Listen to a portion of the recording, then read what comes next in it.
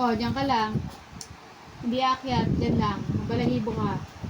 Hindi alagas balahibo mo. Pagka Sabado, Linggo, alas 10 tayo magbubukas, alas 11. Hindi alas 8 kasi wala akong pasok. Ha? Kaya huwag kang bubukas ng maaga ng aircon.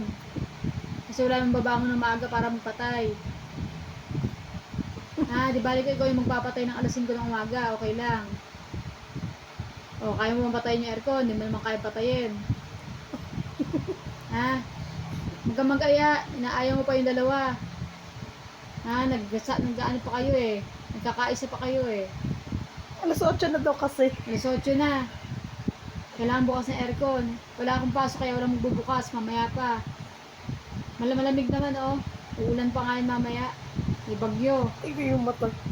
May parating na bagyo. Papasok sa Lunes kaya walang pasok si David. Lagi na lang walang pasok. Wala na natutunan sa eskwelahan. Activity na lang, di pa magawa.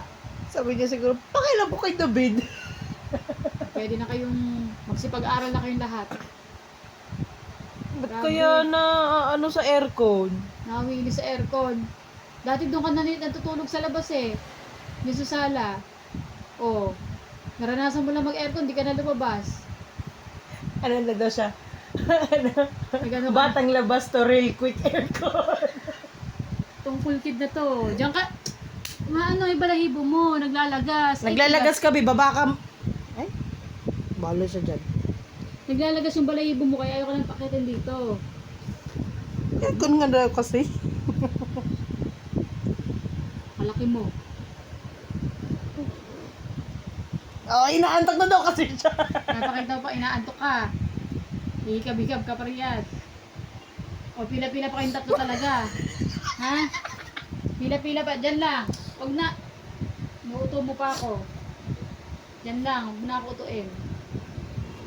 Huwag mo ako utuin, di mo ako mauto. Marley, paghingal pa, oh, grabe makahingal. Akala mo, init-init. Makahingal. Akala mo, mainit ba, Marley? Ang lamig-lamig, lakas-lakas na ng electric pan, oh. Para tayong binabagyo. Naiinitan ka pa. Tama na yan. Makahingal talaga. Mamaya na yung buksan, mamaya na. Pinapamukha mo pa sa akin, naiinitan